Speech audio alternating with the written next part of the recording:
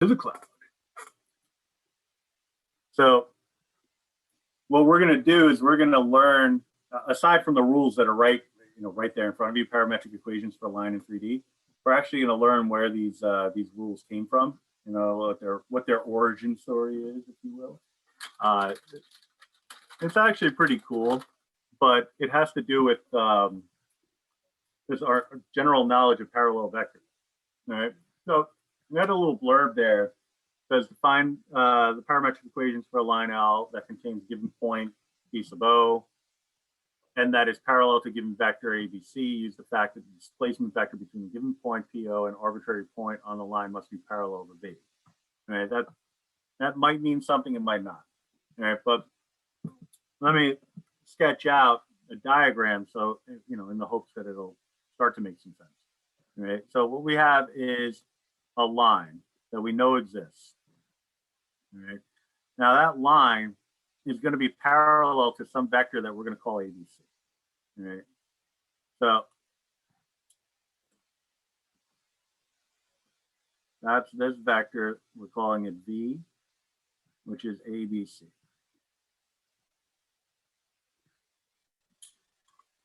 Now we can define the equation of that line based off of any 2 points that exist on it, just like we would in two-dimensional space. The issue is that the relationship has to be such that the displacement between those 2 points creates a vector that's parallel to ABC. All right. So I'm going to pick 2 locations on the graph, and I'm going to call those points, one of them I'm going to call P sub O, with coordinates X sub O, Y sub O, Z sub O.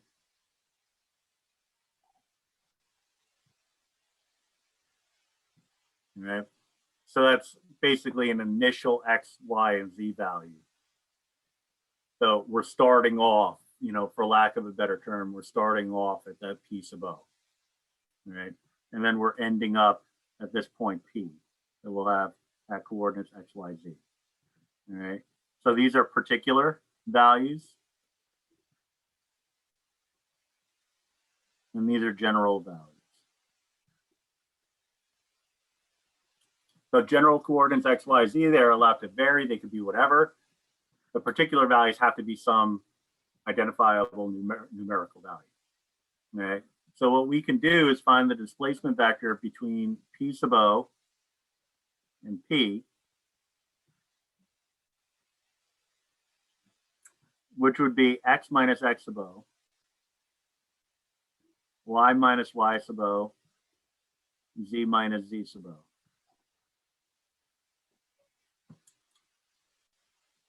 All right. Now this displacement vector must be parallel to vector V, which has components A, B, C. All right, so these are going to be parallel. Let me make that actually look parallel. That doesn't look much better.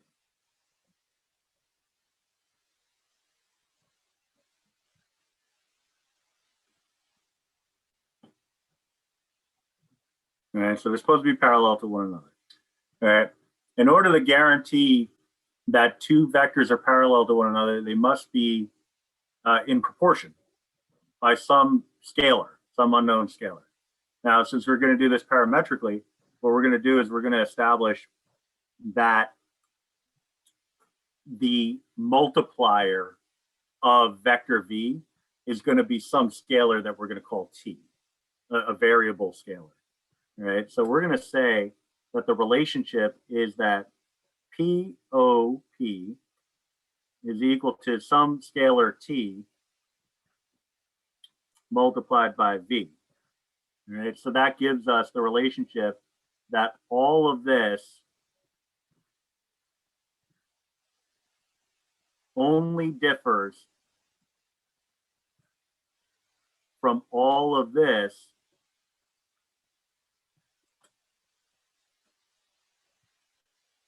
by a scale factor of T.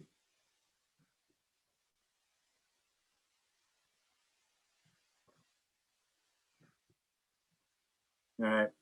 And we let t vary infinitely, right? So where t belongs to the set of real numbers. And then it's just a matter of going component by component and creating parametrics, right? So then I could say that the whole left-hand side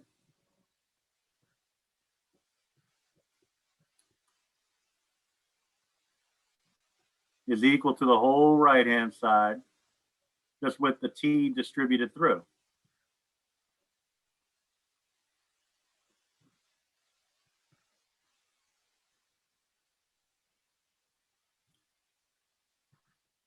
So then I could set each component equal to one another.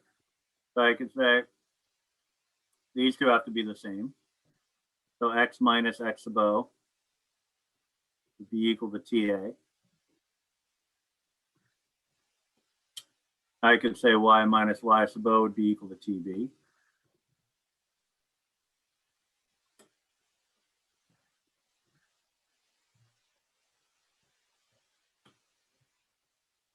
And then I could say z minus z sub o would be equal to TC.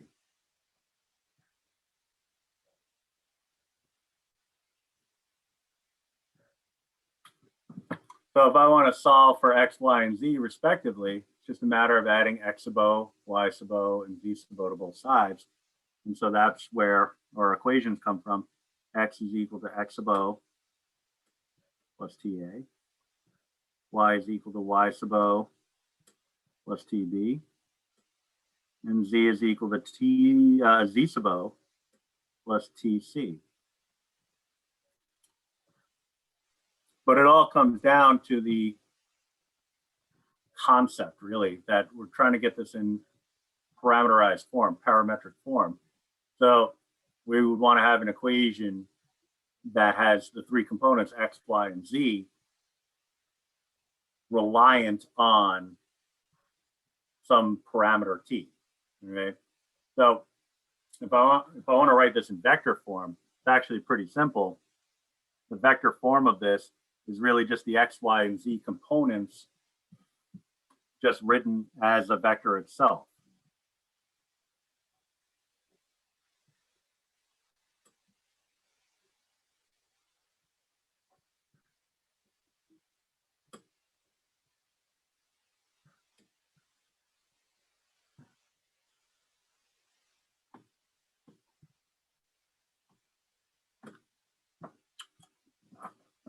Which then can be convert. Oh, actually, I don't know why I did that. That's strange. Get out of here, you plus sign. What are you doing there? Which can easily be converted over into IJK form just by taking the different components and slapping on an I, J, and K, respectively. Okay, so we're looking at x sub o plus TA I plus y sub o plus TB J plus z sub o plus TC K. Right? Either way, what we're getting at is a new term known as a vector valued function.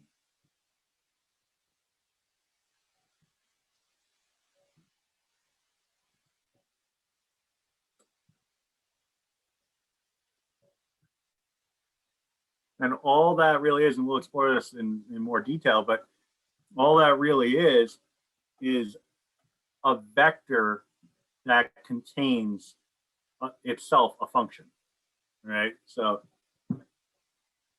that allows us to work with strictly constant values making up the components of a vector. Now we're allowed to work with variable components of a vector, right? So it's kind of like the next step in the evolution here, right? So, but before we get there, we got to actually learn how to create the equation of a line, because if we go to GeoGebra, I show you really quickly. Let's see, maybe not too quickly. Let me just go GeoGebra.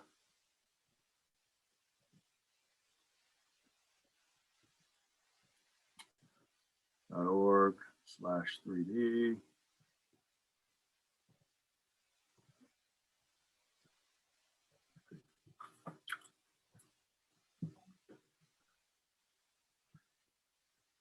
Oh, this is fun. I don't even know where that stuff came from. Anyway, if I try to write the equation of a line in GeoGebra, let's say I do it like y equals x, something simple, it's not giving me a line, right? It's giving me a plane because it assumes that that would be true for all values of z. So we have that issue there where we need some other way to write the equation of a line in three-dimensional space. So that's the motivation behind doing all of this, right? Because once we are able to write the equation of a line, then we can start carving out a path that's associated with any other type of curve, right? Maybe it's just not a line in three space.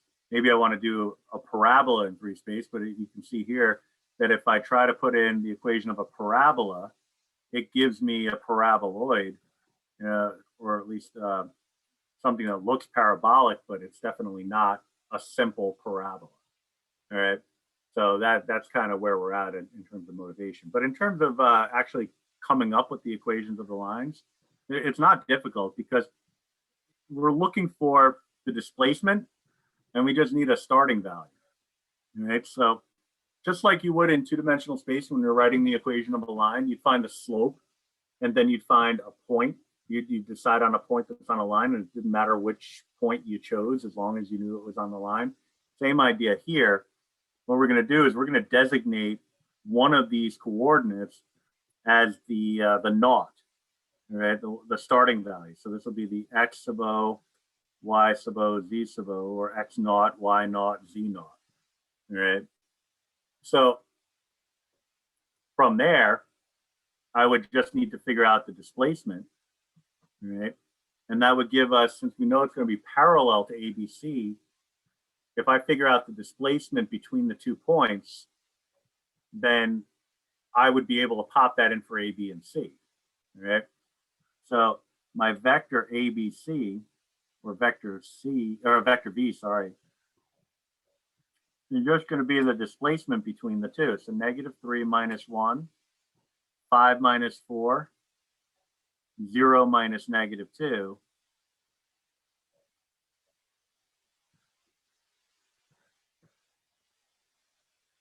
So -4, 1, 2.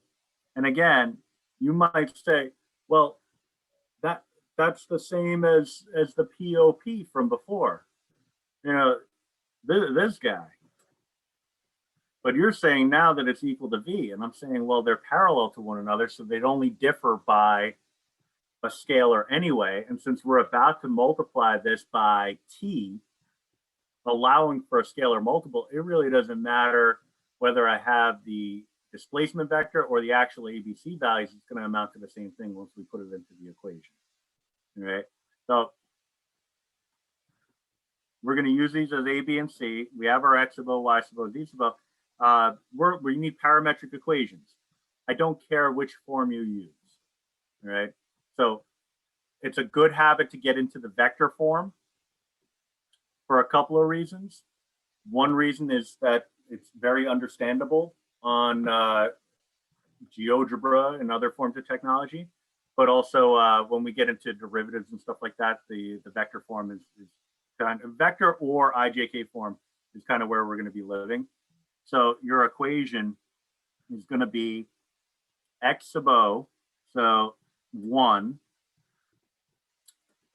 plus TA. So my A value is -4, so 1 minus 4t, comma, y sub o, so 4 plus 1t, so plus t, comma, z sub o, -2 plus 2t. Right? And so that would be your line. That would be your equation. Right? So how do you know you did it right? Hell of a question. Glad you asked. Very, very important question. Honestly, if you were not thinking that question, then you're doing yourself a disservice. Right? So actually, it's going to be the focus of our second technology assignment is parametric curves, vector value functions. But for now, I can give you the short version, right?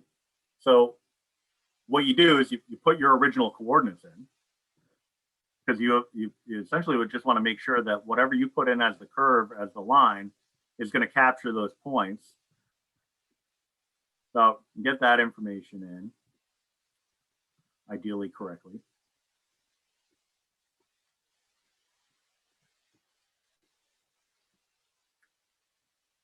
All right, you can zoom, scale, however you want to do it. We don't need to write them as vectors. We just need to make sure that the curve, the line that we put in here, is going to end up capturing those 2 points. All right, so what we do is we use the curve function. All right, so curve. I got to expand my window here.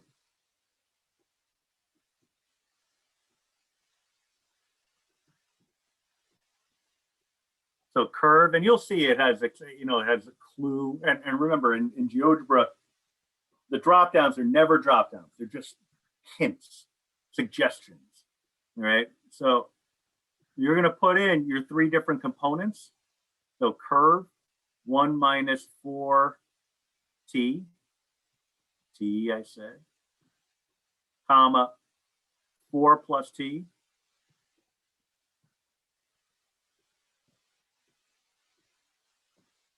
comma -2 plus 2t. All right.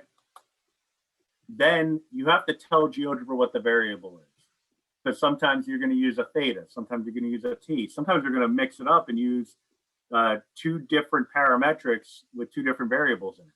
You'll see that in a few minutes. So tell it that the variable here is t, and then tell it a reasonable domain for t. -10 to 10 is usually pretty good. If you want to go a little bit more extreme, like -100 to 100, you can do that. But the idea is just give it a domain, and it'll plot it. It'll represent it as a piecewise, which is good because it's a little bit more visual. But if you type it in correctly, then it should pass through the 2 points, and it does. So we're in good shape there. All right. So I'm actually going to save this for a change. I know it's shocking, but that's what I'm going to do. Save. What's it? Partial AP set. I don't even know, like, what it just opts to save certain things and not others. I don't know. So page 22, number 1, Calc 3.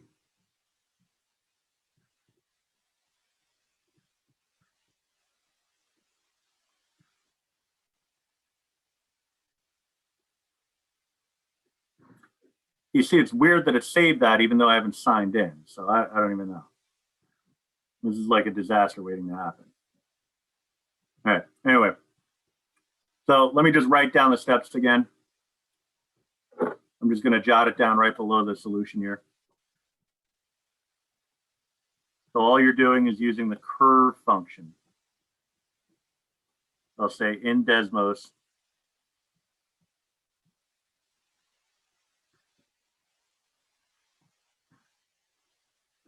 you're using curve. You put in your 3 components, 1 minus 4t, 4 plus t, -2 plus 2t.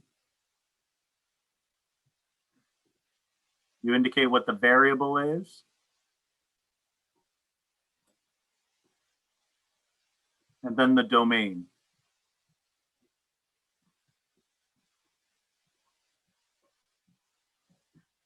So variable.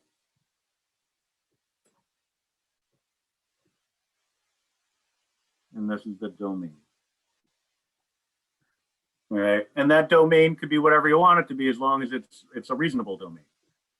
All right, so if you go, I don't know, like 1,000 to 10,000, you might not get the part that you need. You may not get anything visible, but if you go -10 to 10, it's a good place to start.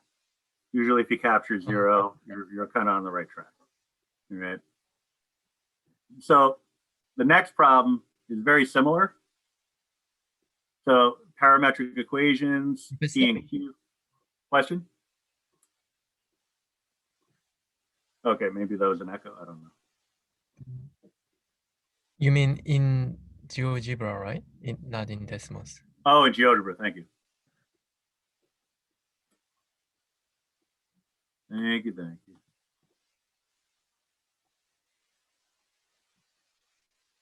Appreciate it. All right, so find the parametrics again. So we find the displacement vector. We assume one of the points, it doesn't matter which one you select, just the first one I see is the one I tend to think of as the initial. I mean, it's pretty typical, right? So if I want to come up with ABC, I'm finding the displacement between these two vectors. So we're looking at 3 minus 2, -1 minus 1, 3 minus 4. So 1, -2, -1. Then it's actually just a matter of just chucking it into the formula, although hopefully you have a little bit of a greater understanding of what that formula is all about, rather than just saying, okay, well, I'm going to replace this with that and that with that. You know, like, that's the whole point behind the derivation up there, right? So we're looking at 2 plus 1t, so 2 plus t, 1 minus 2t, and 4 minus 1t, or 4 minus t. All right. So this is the equation of the line. In this case, we didn't really denote it in any way. So what I'm going to do is I'm just going to say that this line is line going through PQ using old school geometric notation, just so I have some way of kind of denoting it. Right? I don't like leaving it naked. It's just, you know, it just seems like in the previous one, I didn't have a choice. It didn't really give me anything. Didn't give me any points, names for the points. Here they did, so I might as well make use of it. So a line going through PQ. All right, so in GeoGebra, I do the same thing where I put my original points in, 2, 1, 4. Let it call it C and D. That part, that doesn't bother me. Shouldn't bother anyone, actually. C and D, and then I use the curve function. I just need to expand in order to be able to see the dang thing. So curve. Maybe I didn't expand enough.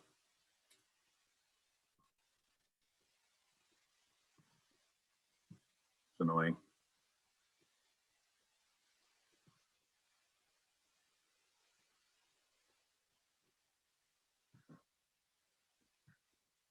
Can't get the, finally, all right.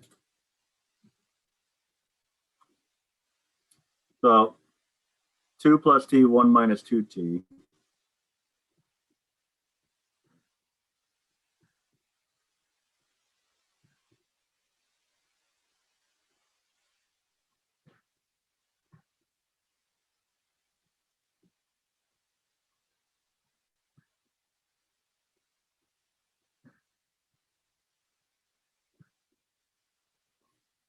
Comma 4 minus t,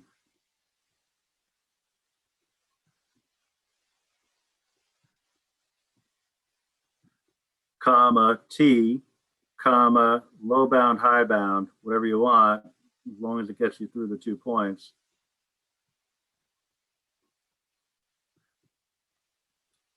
And then, of course, it deletes everything that I have there. It's a piece of garbage.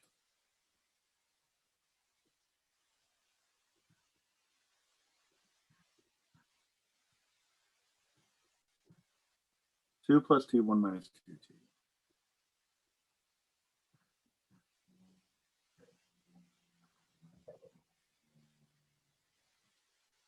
Then 4 minus t.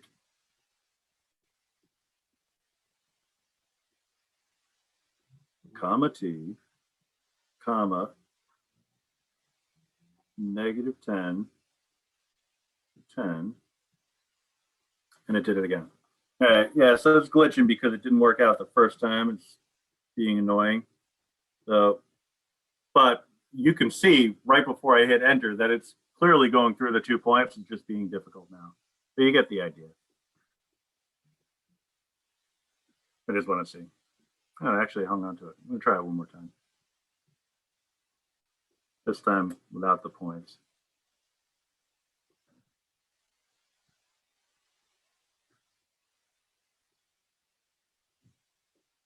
Should pretty much have it memorized at this point.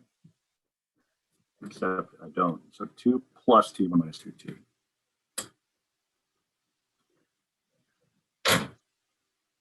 One minus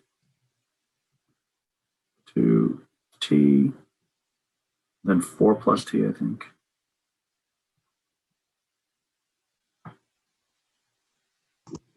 Four minus t. Or minus t. Thank you. Comma negative 10 to 10. Comma t, comma negative 10 to 10.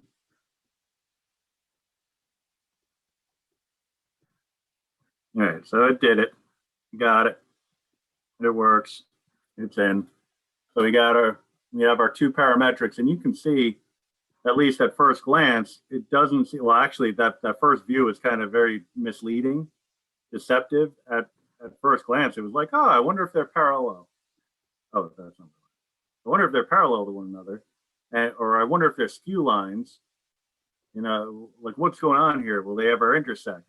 But then when you change the orientation a little bit, you see that you have that interesting case where you could have 2 lines in space that don't intersect, except from certain perspectives, they look like they might intersect, but then as it turns out, they don't, right? So kind of interesting, but then it's a question of like, okay, but without putting everything into GeoGebra and relying on that as a crutch, how could I determine whether or not these 2 lines intersect with one another, right? And so that actually kind of brings us to that concept on the next page, except I kind of sort of want to do it with these examples. So what I'm going to do is I'm going to throw in a blank page here and actually work with these 2 and just show you how it wouldn't lead to a meaningful solution if you were to write the or try to find the intersection between these 2 lines. And then I'll leave the other problems for you for practice, right? But it's actually going to be a little bit of a time saver because we wouldn't have to reinvent the wheel coming up with the new equations. All right, so I'm going to call the first one line L, just so we actually have a label. 1 minus 4t, 4 plus t, and negative 2 plus 2t. And then the other one I'm going to call line M, 2 plus t, 1 minus 2t, and 4 minus t. All right. So we want to determine whether or not there's an intersection between these 2. The one issue that we're going to run into is the idea that kind of led us to the displacement vectors to begin with.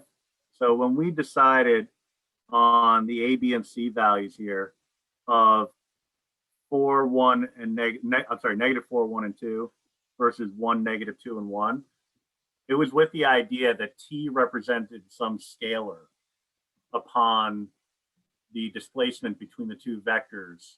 In this case, it would be the displacement between whatever this was designated as. We can call it X sub I, Y sub I, Z sub I. You know, it's just some other point down the line, some other numerical point. It was a fixed point. It wasn't variable, so we wouldn't just call it X, Y, Z.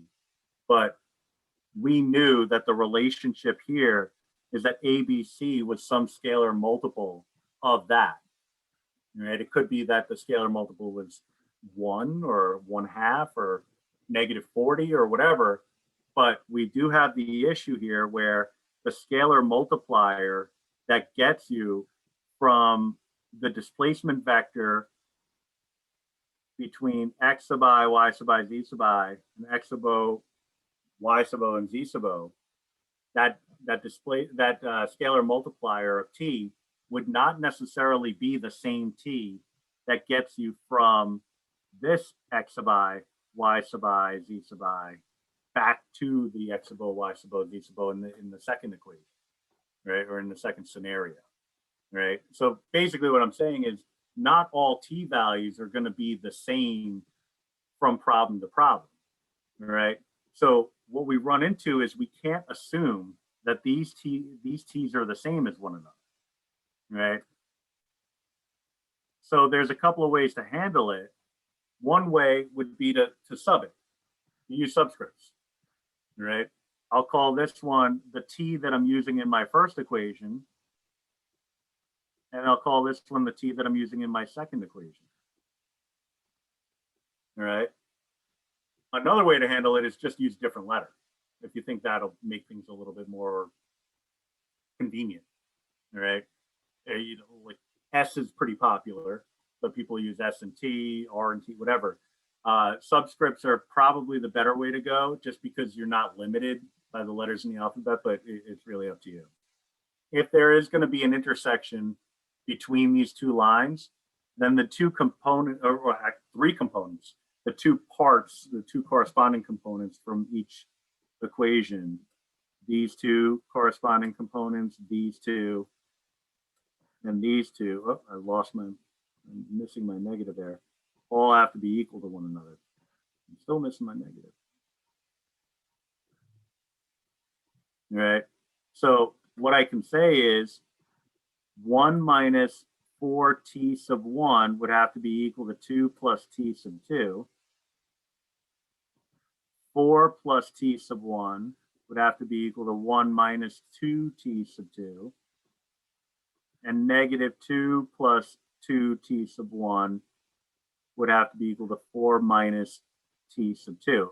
So what that's telling us is that if there is going to be an intersection between these two lines, there'd have to be a point in common between these two lines, right? And if there's a point in common between the two lines, then that would allow our vector valued functions to be the same at that location. The thing is, the t value required for that to happen in the first function might be different from the t value for that to happen in the second function. Maybe it's a 0 that allows it to happen in the first function while it's a 1 in the second function. We don't know, right? So we allow them to possibly be different from one another, right? So that's kind of where we're at. We do have a system of equations, 3 equations with 2 variables. So we know we're going to, if there is a solution, we'll get it. And just how do we want to get it?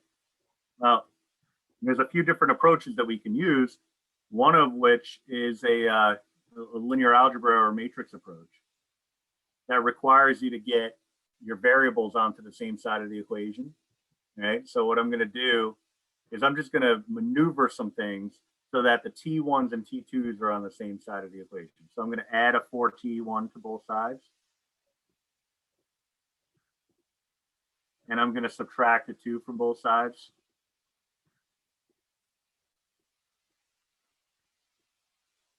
Here I'm going to add a 2T2 to both sides, so T1 plus 2T2, and then subtract a 4 from both sides. And then for the last one, I'm going to add a T2 to both sides, so 2T1 plus T2, and then I'll add the 2 to both sides. All right. So all I'm doing is I'm just moving some things around. They're linear equations, so I'm moving some things around so that the T1s and T2s are on the same side, and your constant values are all by themselves on the other side. The rationale behind that is if we can get it into this linear standard form, then we could use matrix operations to get our solution. All right. And honestly, it's not a requirement. It's just I find that it ends up being a little bit easier. So it's really up to you. But what it allows us to do is write this as an augmented matrix and then use row reduction techniques to get a solution. So what we do is we strip this down. Oh, excuse me. We strip this down so that it's just the coefficients. I'll keep my color scheme here. 4, 1, negative 1, 1, 2, negative 3, and 2, 1, 6 as a matrix. All right. So I got my coefficients, and then the augmented part of it is just the constants on the right-hand side, the negative 1, the negative 3, negative 6. All right. So well, the terms aren't really that important. That's more linear algebra stuff, but it's, you know, just so I can give you a sense of what the hell I'm talking about. I figured I'd define it a little bit. All right. So what we do is we would use row reduction technique. If this were a linear algebra class, you might have to do this by hand, but Desmos can handle, and this time it is Desmos, the row reduction techniques. It's reduced row echelon form that we're looking for. So we're going to go back to the matrix calculator, which I closed out already. So let me open that back up.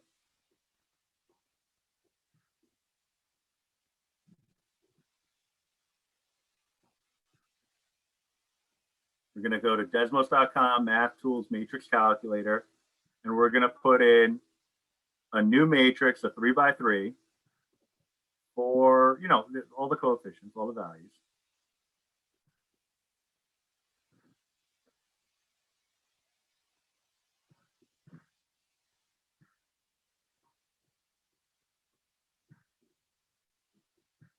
Except this time, we're not going to use the determinant function. What we're going to do is we're going to apply the reduced row echelon form techniques to matrix A. That's what this one's defined as, matrix A. All right, so we select ref of A, and what it'll do is if it can give us a solution, it will, but it'll use appropriate row reduction techniques to come up with a simplified form of this system of equations. I'm going to write down the values first, and then I'll explain it a lot. And hopefully you'll see why this means that there's no solution. All right. Well, if I do a good job explaining it, you will definitely see why there's no solution. All right. So row operations, just kind of in a nutshell, is anything really that you're allowed to do to a system of equations that is algebraically legal. You know, so if you think about it, like, what can you do when you're solving a system? You can use the elimination method. You can multiply an equation by a whole number. You can add two equations together. You could switch the order in which you work with equations. Those are some things that you can do. What ref does is, using only the coefficients, it performs all of those operations that you could do with entire equations. It just does it much quicker. All right. So what it'll eventually do is get us to a much simpler form without us having to bother with all the simplifying. So for example, like, let's say I wanted to cancel out, you see the red and the blue equation? Let's say I wanted to cancel out the T2s. I could do that by multiplying the first equation by -2 and adding the two equations together. That would give me a 0 coefficient, right? ref did that, and then it took it to the next step of saying, okay, well, now can I cancel out another variable? What would it look like if I did that? It did it all in one shot, all right? So the benefit of doing it this way is that what we did initially was we stripped out all the coefficients, right? Originally, this 4 was a 4t1. That 1 was a 1t2. Well, now this 1 over here is a 1t1.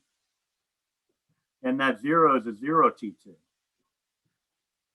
Same idea here, 0t1, 1t2. Well, the 2 shouldn't have come along for the ride, but you get the idea. 1t2, and so on. What we can do is we could actually throw the variables back in. So this is really saying 1t1 plus 0t2 is equal to 0. So you might look at it and say, well, that just means t1 is equal to 0 if you simplify it. But hold that thought. 0t1 plus 1t2 is equal to 0. That might make things a little bit more suspicious, where you're like, well, can't all be equal to 0. I mean, unless they intersected at the origin, this isn't shaping up too good. The last one is saying 0t1 plus 0t2 is equal to 1. It's that last piece where the whole thing breaks down, not because the system, the technique that I'm using is incorrect, perfectly good technique. It just means that there's no solution to the system. There is no intersection between the two functions, all right? And that's because the left-hand side here boils down to 0. The right-hand side boils down to 1. This is a contradiction.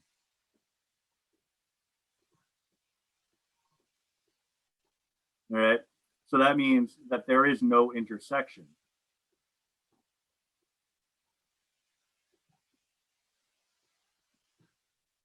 All right, but we already knew that because when we put these two curves in GeoGebra, they look like what we call skew lines.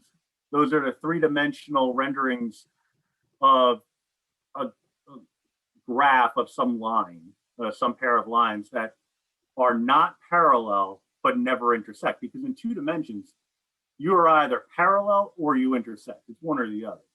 In 3 dimensions, you can be parallel, you can intersect, but maybe you're neither. And if you're neither, then we call it a skew line, a pair of skew lines. And so that's what we have here. These 2 lines are skew lines.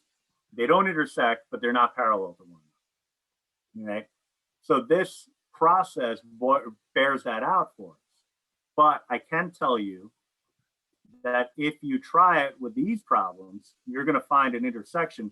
So numbers 3, 4, and 5 are basically the same concept, where you write the equation in each case and then determine if they intersect. All right.